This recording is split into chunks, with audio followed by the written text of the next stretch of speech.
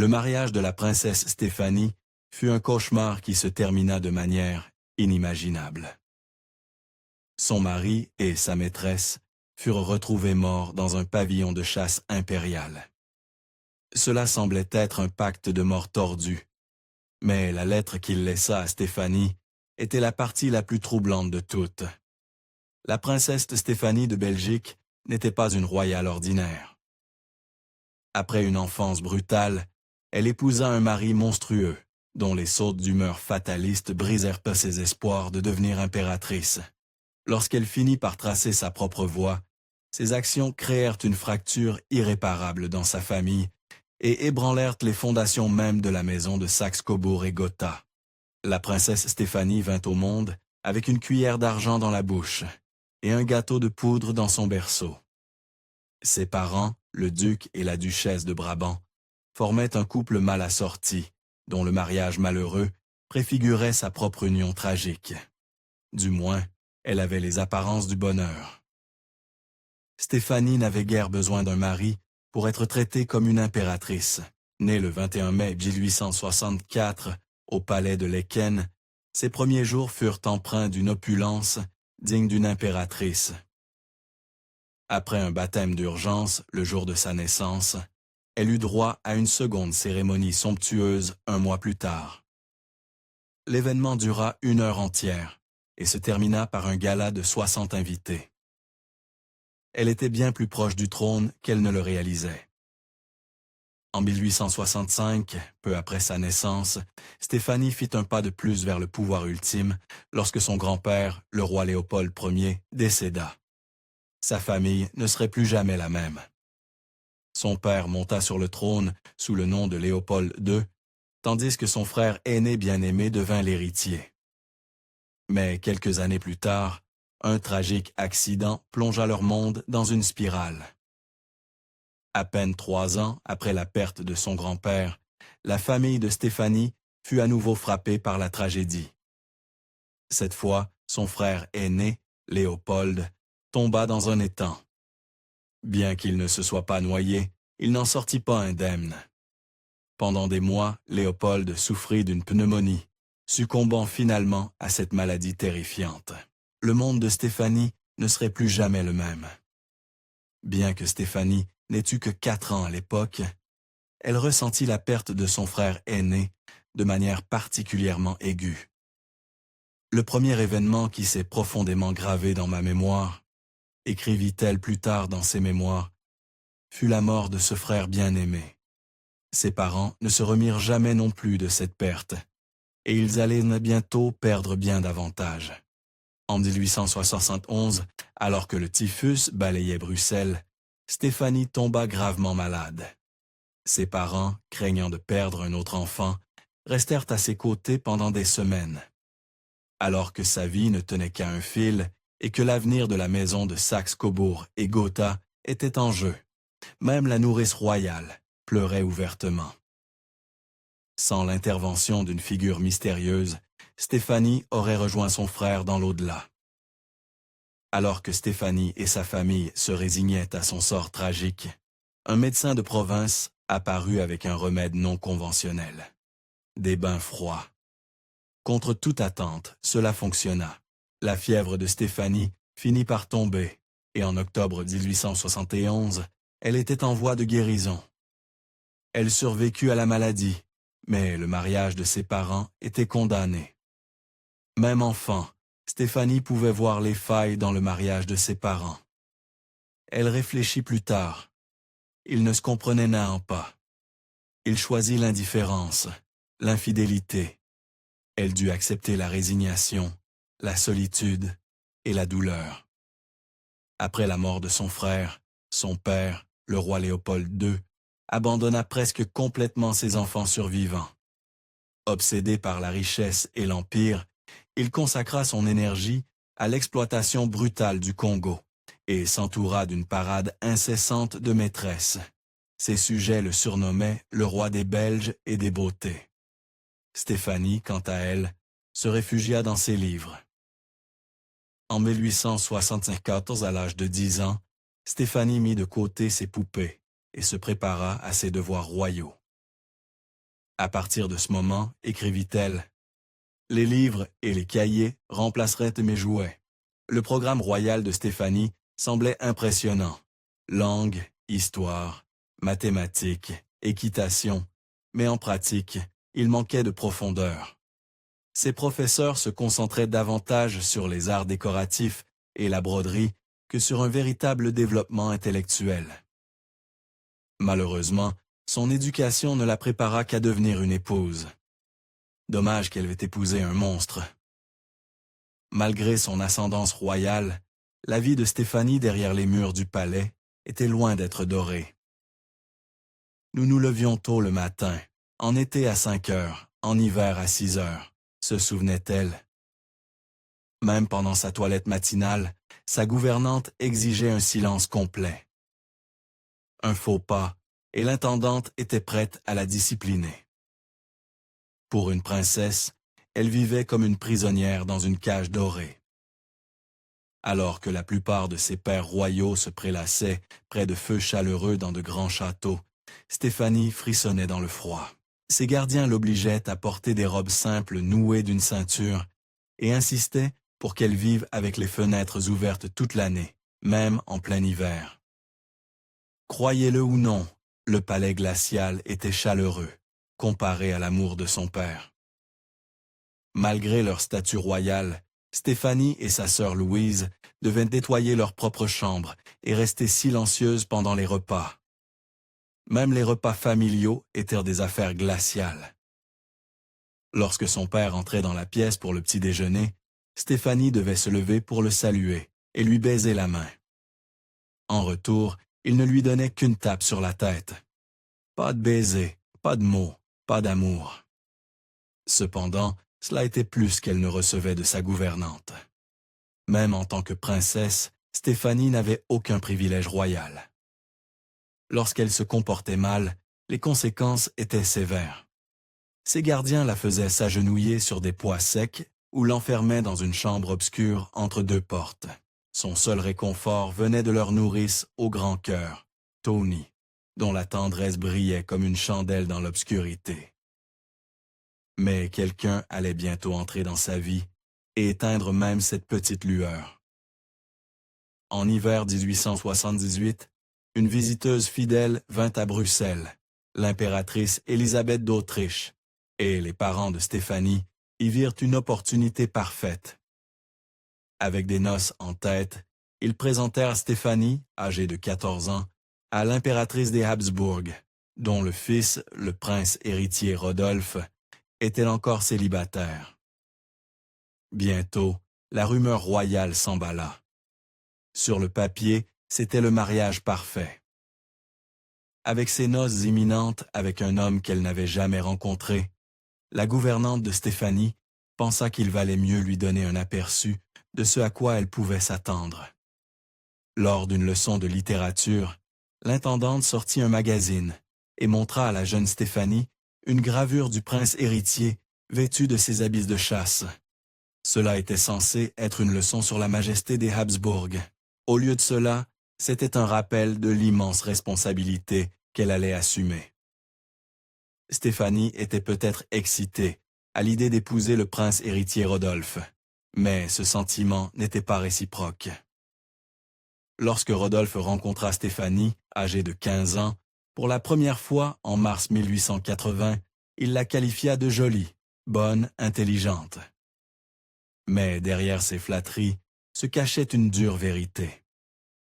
Stéphanie n'était pas son premier, ni même son second choix. Elle était simplement la seule princesse catholique qui cochait les cases politiques imposées par son père autoritaire. En vérité, ni Stéphanie ni Rodolphe n'avaient beaucoup de choix en la matière. Stéphanie ne tomba pas amoureuse. Elle se plia aux ordres. Après la première visite de Rodolphe, ses parents la convoquèrent comme un maître convoquerait son chien. Sévèrement, son père se leva et déclara « Nous t'avons choisi pour être impératrice d'Autriche et reine de Hongrie. » Cependant, il semblait qu'elle avait de la concurrence. Le 7 mars 1880, les fiançailles devinrent officielles. Rodolphe arriva à Bruxelles avec 21 serviteurs et une insulte flagrante. Parmi son entourage se trouvait nul autre que sa maîtresse, qu'il n'avait même pas pris la peine de laisser derrière lui. « Une nouvelle vie va bientôt commencer pour moi », dit-il à son tuteur, et je dois avouer que cela m'inquiète un peu. Cela ne l'inquiétait pas autant que cela inquiétait Stéphanie. Rodolphe était un prince sur le papier, mais dans la vraie vie, il était une tempête volatile, sujette à des sautes d'humeur intenses. Il oscillait entre des moments de mélancolie et de manie, faisant la fête trop fort et trop souvent. La cour autrichienne espérait que son mariage avec la relativement docile et disciplinée Stéphanie le calmerait. Au lieu de cela, cela ne fit que lier Stéphanie à sa chute. Dès le début, il semblait que tout le monde savait dans quoi Stéphanie s'engageait, c'est-à-dire tout le monde sauf Stéphanie. La comtesse Mary Leach, nièce de l'impératrice Élisabeth, résuma l'appréhension de la cour lorsqu'elle dit « D'avance, nous avions pitié de la pauvre princesse qui aurait l'honneur d'être choisie. Mais même si son mariage était destiné à échouer, il serait au moins à la mode. » Le 10 mai 1881, une semaine avant son 17e anniversaire, Stéphanie épousa Rodolphe lors d'une cérémonie bondée et chaotique à l'église Saint-Augustin de Vienne. L'élite européenne se pressait dans les bancs, futurs rois, empereurs et chevaliers, se bousculant pour assister à l'union de deux grandes maisons. Cela aurait dû être le début de son conte de fées. Malgré les signaux d'alarme, Stéphanie se lança dans l'instant. Nous avons échangé des alliances. Les cloches de toute la ville ont sonné, se souvenait-elle avec tendresse. La musique emplissait les rues et les acclamations résonnaient à travers Vienne. Elle était vraiment devenue la princesse héritière d'Autriche-Hongrie. Mais elle le regretterait presque immédiatement. Vous voyez, le bonheur conjugal de Stéphanie s'arrêta dès que sa robe de mariée fut enlevée. Le lendemain matin du mariage, Stéphanie écrivit une lettre à sa sœur à propos de la manière dont Rodolphe l'avait traitée la nuit précédente. Quel tourment, quelle horreur, mes illusions, mes rêves de jeunesse furent brisés. Je pensais que j'allais mourir de ma désillusion. Croyez-le ou non, Rodolphe était le gentil de sa famille. Si Rodolphe était imprévisible, sa mère était impitoyable, presque malveillante. L'impératrice trouvait Stéphanie grande, ordinaire et ennuyeuse, et elle ne se donnait pas la peine de cacher son mépris. Dans son dos, et parfois en face, elle l'appelait le chameau hideux. Pourtant, Stéphanie était déterminée à trouver le bonheur dans son mariage. Malgré un début difficile, il y eut un moment où Stéphanie crut avoir trouvé un véritable partenaire en Rodolphe. Ils se donnèrent des surnoms affectueux, et pendant un bref instant, elle le considéra comme un mari modèle. Leurs premiers jours étaient remplis de rires, de blagues complices et de rêves partagés, mais le bonheur à la cour était toujours éphémère. Bien que la vie conjugale ait fait d'elle la princesse héritière de l'empire le plus puissant d'Europe, elle en fit aussi une prisonnière. Rodolphe, profondément paranoïaque, n'aimait pas que Stéphanie s'éloigne trop, ou même qu'elle s'éloigne tout court. Son nouveau mari ne lui permettait pas de quitter les terres du palais sans sa permission. Alors, elle faisait avec, se jetant dans les arts et exprimant sa créativité à travers le dessin et la peinture. Mais malgré sa situation sombre, elle avait un plan pour gagner sa liberté. Fin 1881, Stéphanie soupçonna à tort qu'elle pourrait être enceinte. Cependant, un peu plus d'un an plus tard, au printemps 1883, la vraie grossesse arriva. Elle et Rodolphe étaient ravis et absolument convaincus que l'enfant serait un garçon. Mais une fois de plus, la réalité avait d'autres plans. Au lieu d'un garçon et d'un héritier, elle eut une fille. Bien qu'elle fût ravie de devenir mère, la réaction de Rodolphe fut nettement moins festive. Mais malheureusement, le pire était encore à venir. Poursuivant sans vergogne ses propres désirs, Rodolphe se lança à la poursuite de ses maîtresses. Mais en 1886, sa santé déclinait, et les médecins du palais murmuraient à propos de problèmes d'estomac. Mais la vérité était bien plus sombre. Il avait contracté une maladie vénérienne lors d'une de ses nombreuses liaisons. La dissimulation fut élaborée. Les conséquences furent catastrophiques, en particulier pour Stéphanie. Désespérés de cacher la vérité, les médecins de Rodolphe le préparèrent avec une longue liste de remèdes, y compris du mercure. Mais les traitements n'étaient pas seulement dépassés, ils étaient toxiques. Le prétendu remède commença à le détruire de l'intérieur, fracturant son esprit, déjà profondément troublé. Stéphanie ignorait totalement à quel point la situation de son mari était devenue précaire. Malheureusement, elle apprit la vérité à ses dépens. Rodolphe, voulant échapper à la cour, se retira sur l'île de Lacroma pour se rétablir et entraîna Stéphanie et leur fille avec lui. Mais personne ne dit à Stéphanie la vérité sur la mystérieuse maladie de son mari. Lorsqu'elle commença à tomber malade elle-même, les médecins invoquèrent une péritonite. En réalité, elle avait contracté la même maladie, et elle en payerait le prix pour le reste de sa vie. En l'espace de quelques mois, alors que sa propre santé déclinait, Stéphanie apprit la vérité brutale. Rodolphe avait probablement la gonorrhée, et il la lui avait transmise. À seulement 21 ans, sa maladie l'avait rendue stérile. Le conte de fées impériales était devenu une cruelle plaisanterie. Elle ne pourrait plus jamais porter d'enfant, et l'Empire n'avait toujours pas d'héritier mâle. La maladie vénérienne fut la goutte d'eau pour Stéphanie. Trahie par son mari, privée de son avenir et isolée de la joie, elle se referma. Elle refusa de partager le lit de Rodolphe, qui passait désormais presque toutes ses nuits dans les quartiers plus licencieux de Vienne. Même lorsqu'il faisait de faibles tentatives de réconciliation, le fossé entre eux ne faisait que s'élargir. Heureusement pour Stéphanie, quelqu'un entra dans ce vide. Lors d'une visite en Galicie en 1887, Stéphanie rencontra le comte polonais Arthur Potocki, et des étincelles jaillirent. Pendant 1 an et demi, elle ne fit aucun effort pour cacher son affection pour lui. Rodolphe, oscillant toujours entre son amour pour Stéphanie et sa culpabilité pour ce qu'il lui avait fait, continuait de sombrer plus profondément dans le vice. Stéphanie craignait le pire. En 1887, les choses entre Stéphanie et Rodolphe étaient déjà tendues. Mais ensuite, vinrent les disputes explosives. Il était profondément malheureux et terriblement instable, et son comportement public devint dangereusement erratique. Il parlait ouvertement de sa propre mort, comme s'il la répétait. Derrière les murs du palais, Stéphanie voyait ce que les autres ne voyaient pas. Son mari s'effondrait à vue d'œil.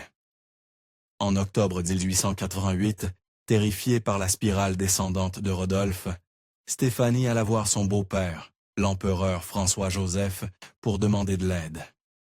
Elle le supplia. Rodolphe est très malade. Mais l'empereur la repoussa. C'est ton imagination qui crée des fantômes pour toi. Rodolphe va très bien, répondit-il froidement. Ce fut le dernier déni avant le désastre.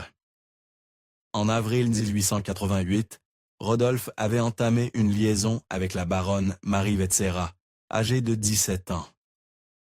Moins d'1 an plus tard, en janvier 1889, et seulement quelques mois après l'avertissement de Stéphanie à l'empereur, l'impensable se produisit. Rodolphe et Vetsera furent retrouvés au pavillon de chasse de Mayerling, chacun avec une balle dans la tête. Cela ressemblait à un pacte d'amants. À Stéphanie, Rodolphe laissa une note glaçante. « Tu es délivré de ma présence fatale. J'entre calmement dans la mort, qui seule peut sauver ma bonne réputation. » À seulement 24 ans, Stéphanie devint veuve et bouc émissaire national.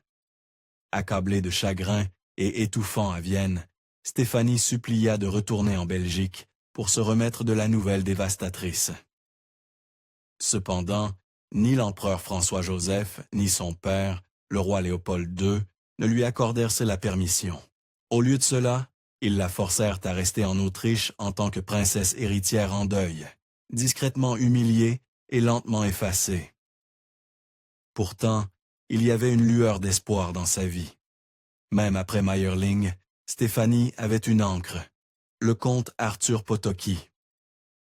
Elle lui donna le surnom de Hamlet, et il resta à ses côtés pendant qu'elle pleurait. Malheureusement, le destin n'en avait pas fini avec elle.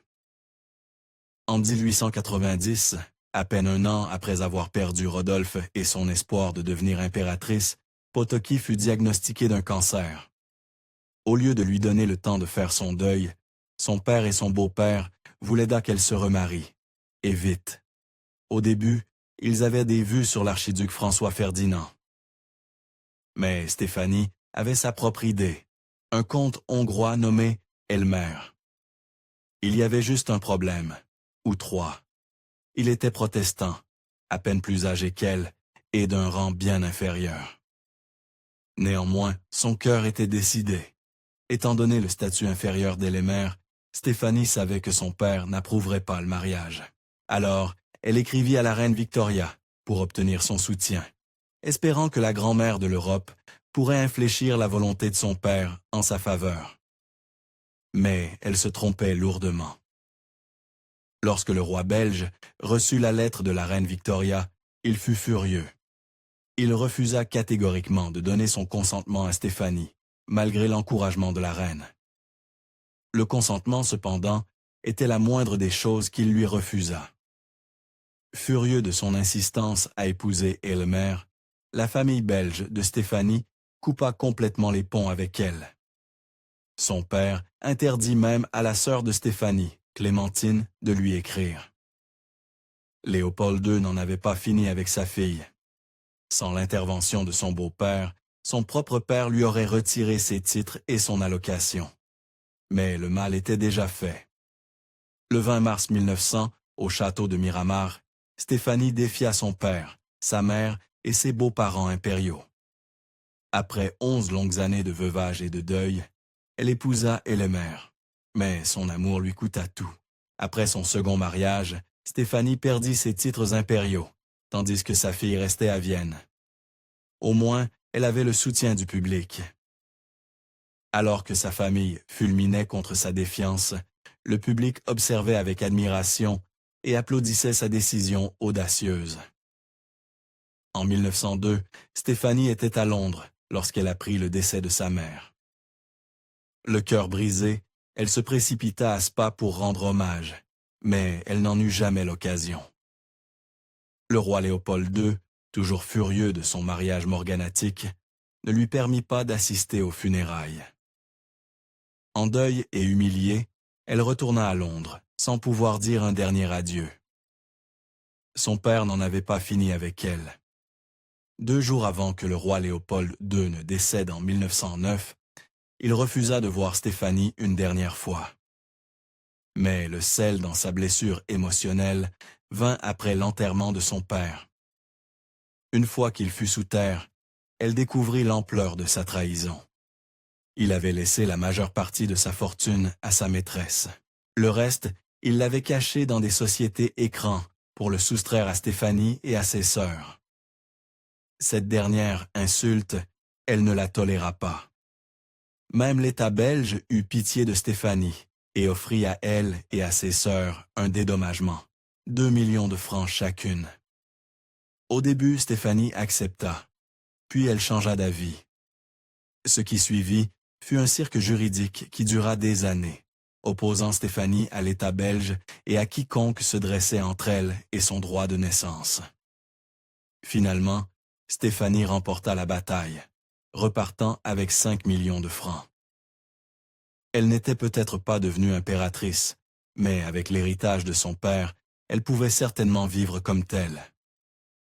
Stéphanie vécut assez longtemps pour assister à la chute de l'impérialisme et des maisons royales, alors que la Première et la Seconde Guerre mondiale ravagèrent le continent européen. Dans ces dernières années, tant que sa santé le lui permettait, elle et son mari voyageait et se mêlait aux exilés impériaux.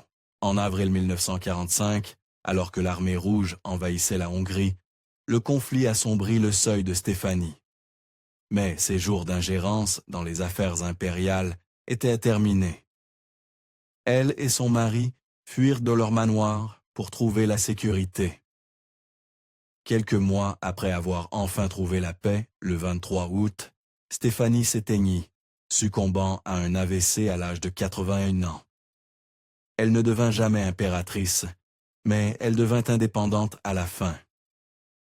Merci d'avoir regardé History Exposed.